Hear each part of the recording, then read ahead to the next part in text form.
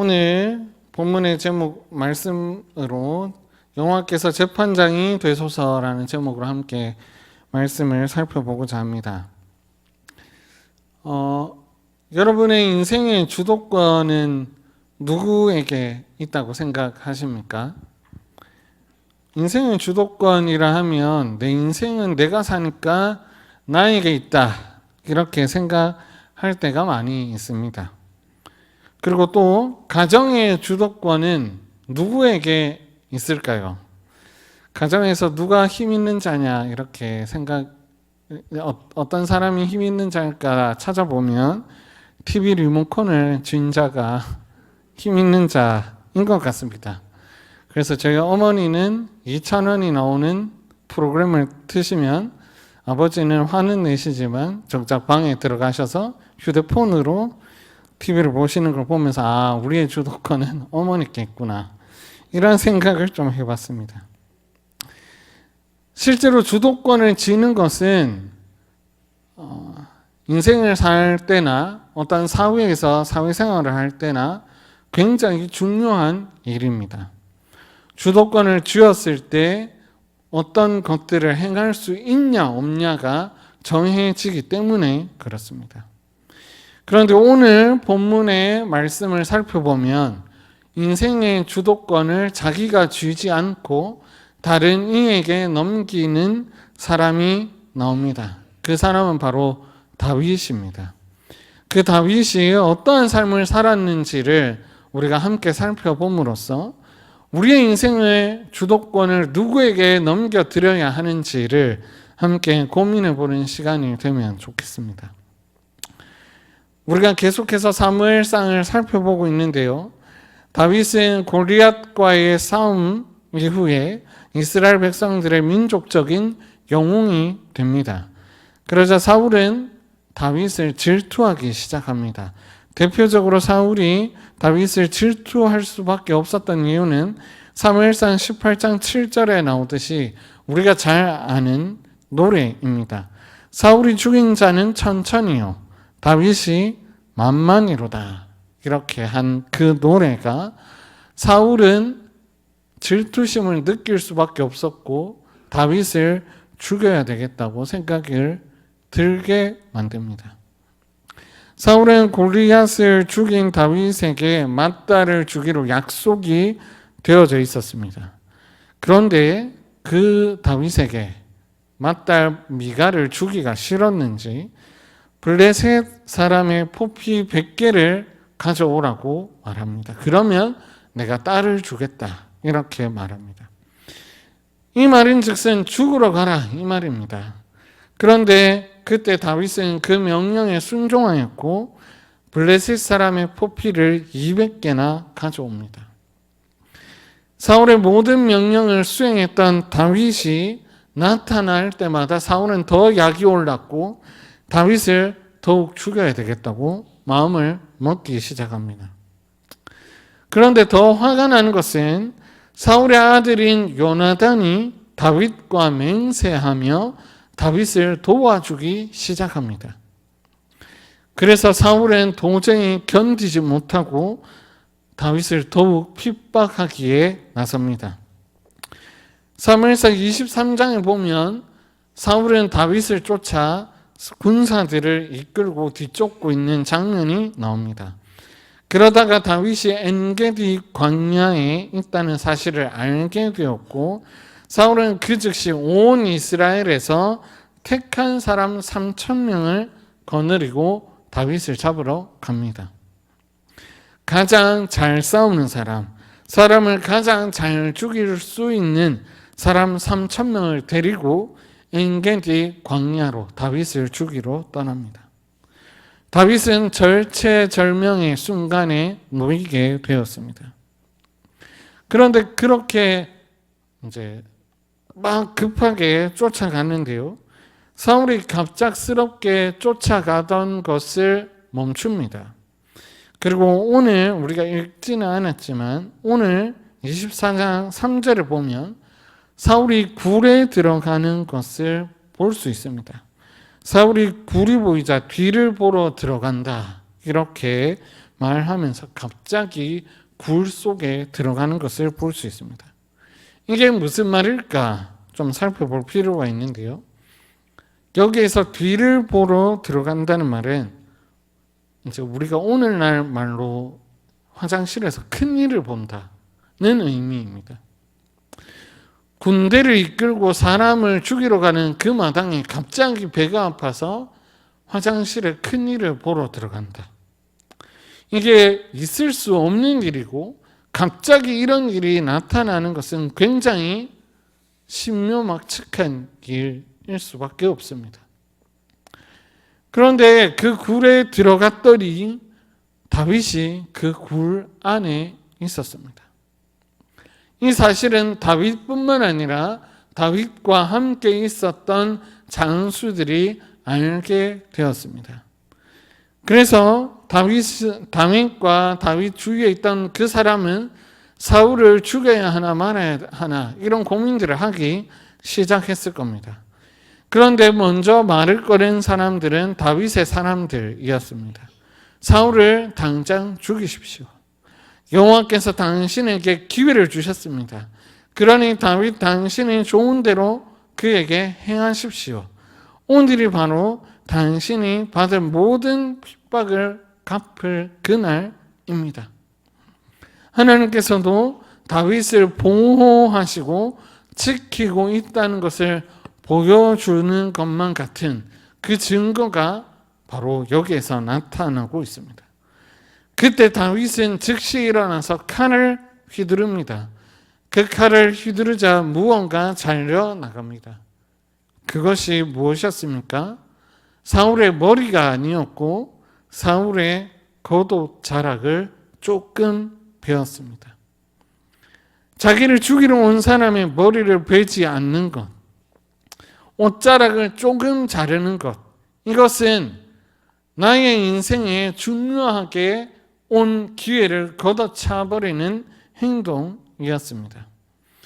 근데 더 재밌는 것은 다윗은 사울의 옷자락을 조금 베고 난 다음에 마음이 괴로워서 어찌할 줄을 몰라 하고 있었습니다. 왜 다윗은 사울을 죽일 수 있는 기회를 걷어차 버린 것일까요? 자기를 괴롭히는 자가 눈앞에 있는데, 무방비 상태에 있는데 그를 왜 죽이지 않았던 것일까요? 그 이유는 6절과 10절에 잘 나와 있는데요. 10절을 우리가 한 번 더 읽어보면 좋겠습니다. 우리 한번 같이 읽겠습니다. 시작.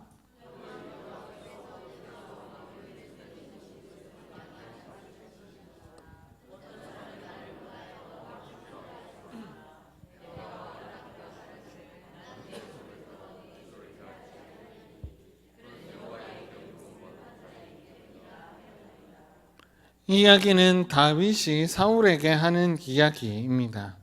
다윗이 왕을 해하려고 하는데 정말 내가 당신을 해하려고 했다면 이 굴에서 당신을 죽였을 겁니다.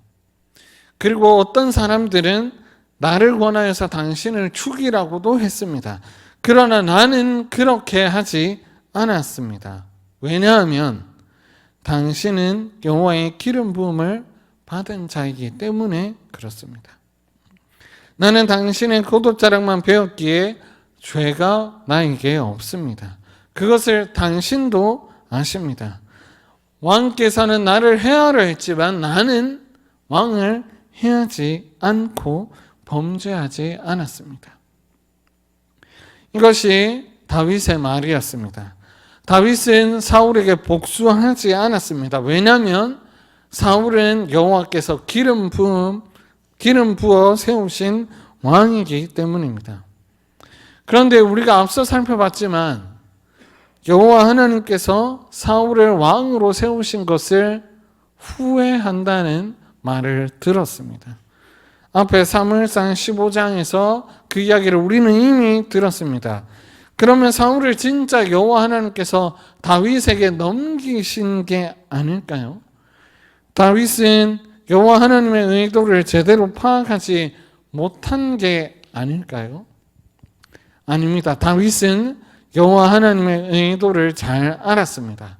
그 이유가 12절과 15절 말씀에 나타납니다. 우리 한 절씩 같이 읽어보겠습니다. 시작. 여호와께서는 나와 왕 사이를 판단하사 여호와께서 나를 위하여 왕에게 보고하시리니 내 손으로는 왕을 하지 못하리라. 15절입니다. 그런즉 여호와께서 재판장이 되어 나와 왕 사이에 심판하사 나의 사정을 살펴 억울함을 풀어주시고 나를 왕의 손에서 건지시기를 원하나이다 하니라. 다윗은 자기의 위치를 잘 알고 있는 사람이었습니다. 여호와 하나님께서 기름 부어 세우신 자를 자기가 판단하고 죽일 수 없다는 사실을 알았던 사람입니다. 기름 부음 받은 자를 죽인다는 것은 여호와 하나님께 대하여 대적한다는 뜻인 줄 다윗은 알았습니다.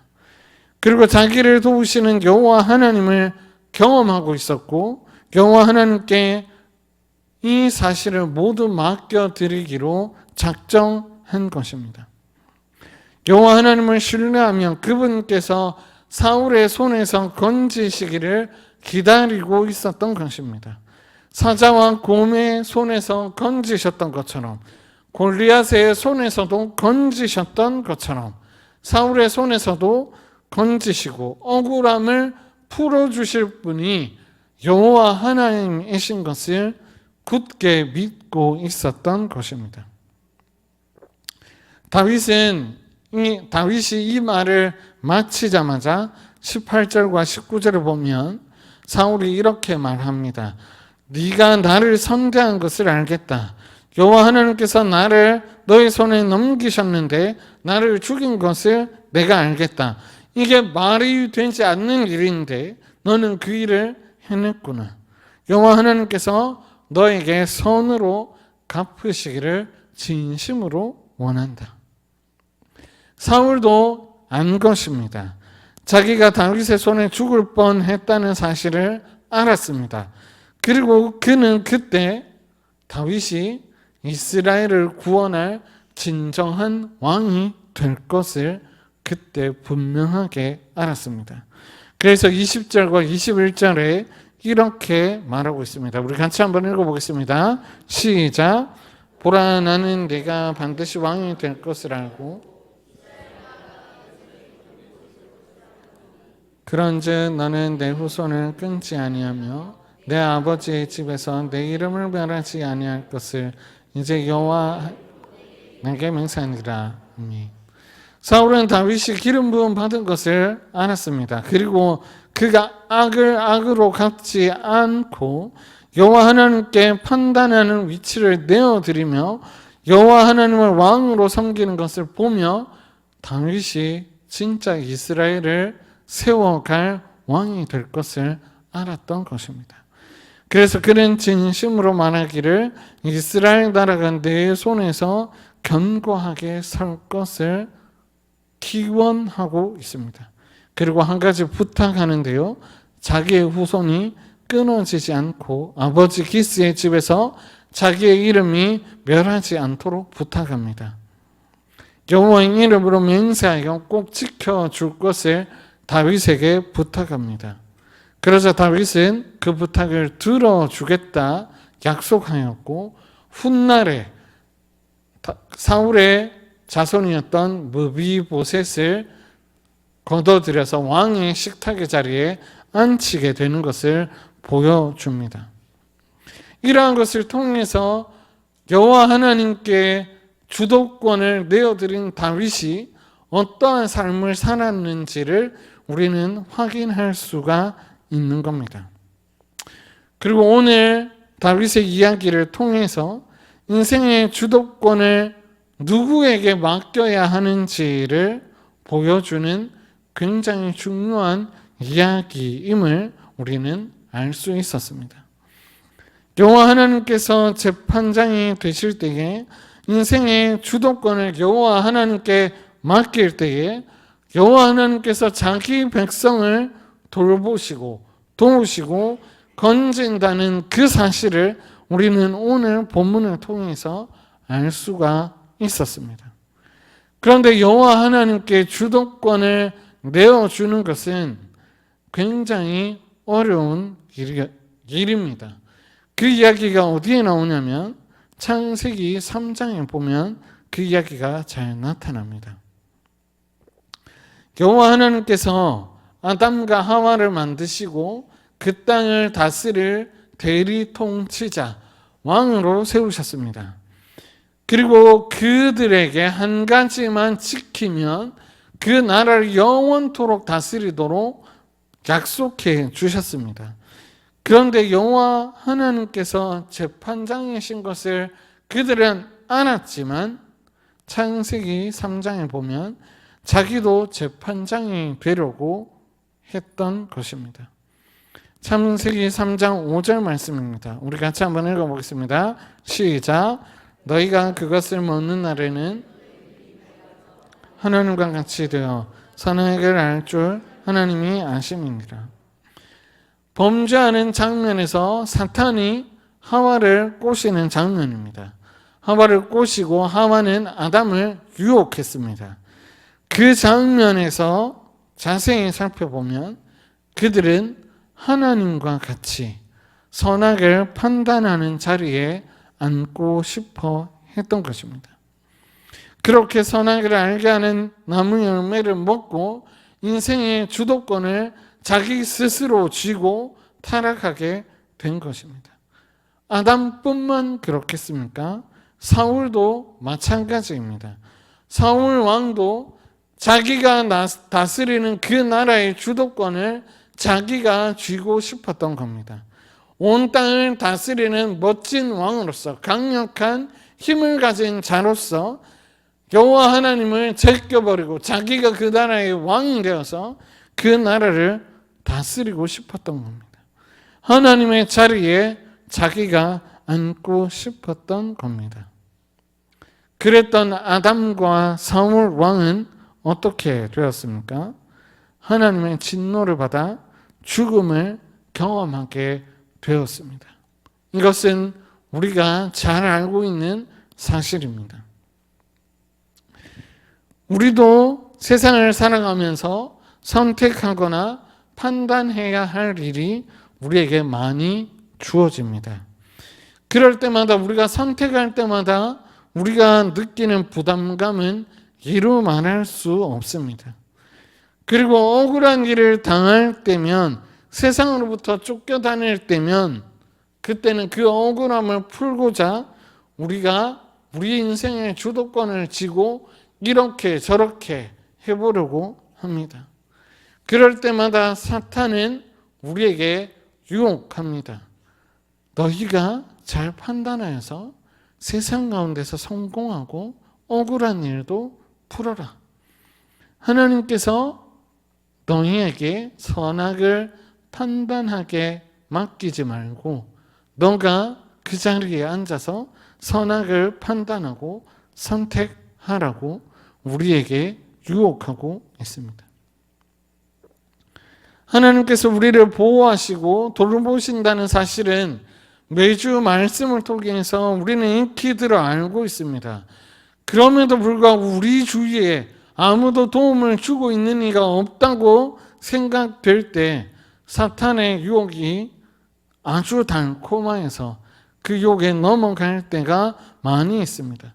그리고 말씀을 잊어버리고 아무런 생각도 하지 못한 채 내가 재판관의 자리에 앉아서 내 삶을 판단하고 재판하고 있을 때도 많이 있는 게 사실입니다. 그런데 오늘 하나님께서 우리에게 우리 인생의 재판관의 자리를 내어달라고 다윗의 이야기를 통해서 우리에게 말씀하고 계십니다. 다윗은 어떻게 하나님께 인생의 주도권을 넘겨드릴 수 있었을까요? 시편 142편의 말씀을 보면 엔게디 광야의 굴 속에 있었을 때 다윗이 지었던 시편이 있습니다. 제가 한번 읽어드리겠습니다. 내가 소리내어 여호와께 부르짖으며 소리내어 여호와께 간구하는도다. 내가 내 원통함을 그의 앞에 토로하며 내 우환을 그의 앞에 진술하는도다.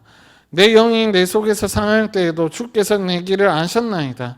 내가 가는 길에 그들이 나를 잡으려고 올무를 숨겼나이다. 오른쪽을 살펴보소서. 나를 아는 이도 없고 나의 피난처도 없고 내 영혼을 돌보는 이도 없나이다. 여호와여, 내가 주께 부르짖어 말하기를 주는 나의 피난처시요 살아있는 사람들의 땅에서 나에게 분기시라 하였나이다. 나의 부르짖음을 들으소서. 나는 심히 비천하니이다. 나를 핍박하는 자들에게서 나를 건지소서. 그들은 나보다 강하나이다. 내 영혼을 옥에서 이끌어내사 주의 이름을 감사하게 하소서. 주께서 나에게 갚아주시리니 의인들이 나를 두르니이다. 시편 142편에 다윗의 심정이 그대로 드러나 있습니다. 아무도 나를 돌아보고 살펴보는 이가 내 주위에는 아무도 없지만 여호와 하나님께서 그 속에서 나를 건지시며 나에게 피난처 되시며 살아있는 자들 속에서 땅의 기업이 되셔서 나를 인도하여 주시는 분이 여호와 하나님이심을 굳게 확신하고 노래를 하고 있는 것입니다. 다윗도 여호와 하나님께서 장기의 인생을 구원하여 주실 것을 경험을 통해서 알았던 것입니다. 사자의 손에서, 곰의 손에서, 여러 가지 어려움들 속에서 건져내셨던 그 여호와 하나님이 사울의 손에서도 건져내실 것을 굳게 확신했던 것입니다. 사랑하는 여러분, 우리도 마찬가지입니다. 우리도 죄 가운데 죽어가던 우리들이었습니다. 그런데 예수 그리스도께서 이 땅 가운데 나타나셔서 우리를 건지시고 우리를 죄에서 해방시켜 주셨습니다. 죄의 올무가 여전히 우리를 옥매고 있지만 그 속에서 우리를 건지시고 우리를 살리시고 하나님과 함께 더불어 살아갈 수 있도록 우리의 생명을 보존하고 계신다는 그 사실을 우리는 그리스도를 믿음으로써 직접 경험하고 있습니다. 이뿐만이 아닙니다. 우리가 어려움에 처할 때마다 우리의 도움이 어디에서 오는지를 우리는 너무나 잘 알고 있습니다. 어려울 때마다 기도하고 기도할 때마다 우리의 기도를 들으시고 응답하시는 그 여호와 하나님, 그 여호와 하나님께서 오늘도 우리에게 나타나셔서 내가 너희를 보호하고 지키겠노라 약속하시고 계십니다. 그 여호와 하나님께서 우리에게 강청하시기를 너희의 인생의 재판관 자리를 나에게 넘겨주지 않겠냐고 우리에게 말씀하고 계십니다. 사랑하는 성도 여러분, 우리의 인생의 주도권을 우리가 줄 때 세상 가운데서 더 성공할 것처럼 느껴질 때가 많이 있습니다. 그러나 우리 인생의 주도권을 하나님께 내어드릴 때 그분 손에 붙들려서 그분께서 베푸시는 복과 은혜와 평강과 생명을 받아 누리게 될 것입니다. 그러니 우리 인생의 재판장이 여호와 하나님이 되실 것을 함께 기도하며 소원하며 결단하는 이 시간이 되면 좋겠습니다.